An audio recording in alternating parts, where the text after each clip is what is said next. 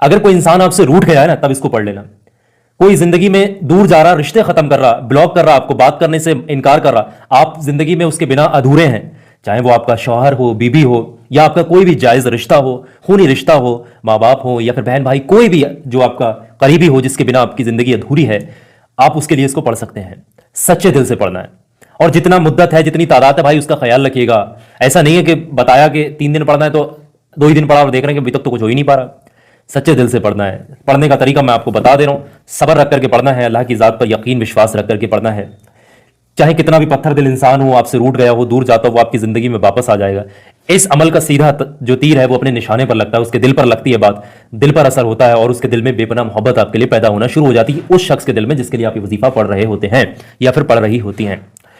مرد یا پھر عورت، لڑکا لڑکی، کوئی بھی پڑھ سکتا ہے. کسی کے لیے بھی پڑھا جا سکتا ہے. کسی کا دل توڑنے، اجاڑنے، کسی کا گھر برباد کرنے، پریشان کرنے، کسی کا دل دکھانے کے لیے قطعی بھی کسی بھی انسان کو اجازت نہیں ہے، ورنہ پھر آپ کو گناہ ملے گا.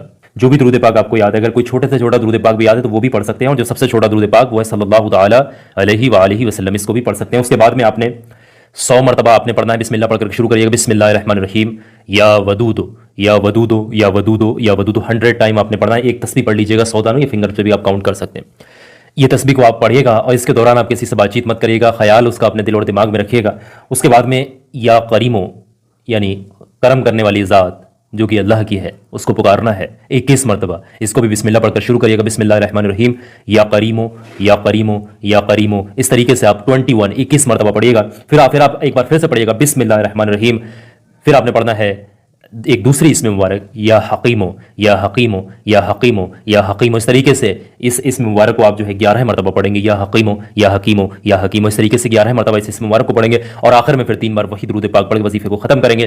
اور پھر وظیفہ ختم ہونے کے بعد میں آپ نے وہاں سے اٹھنا نہیں ہے، وہیں بیٹھے رہنا ہے. سچے دل سے آپ نے جس کے لیے دل دماغ میں رکھ کر کے وظیفہ پڑھا ہے، اللہ سے من ہی من میں سچے دل سے، ہو سکے تو ہاتھ اٹھا کر کعبہ شریف کی طرف کو بیٹھ کر کے آپ نے سچے دل سے اس انسان کا جس کے لیے آپ نے تصور کر کے دل دماغ میں وظیفہ پڑھا ہے، دعا کر لینی، یا اللہ فلاں فلاں شخص کے دل میں رحم آ جائے، محبت پیدا ہو جائے، نفرتیں دوریاں جو ہیں وہ ختم ہو جائیں، جو بھی بیچ میں دقتیں ختم ہو جائیں. آپ اپنے حساب سے آپ دعا کریے گا.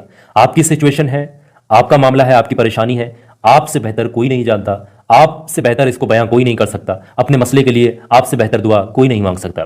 تو آپ نے سچے دل سے گڑ گڑا کر کے آپ نے دعا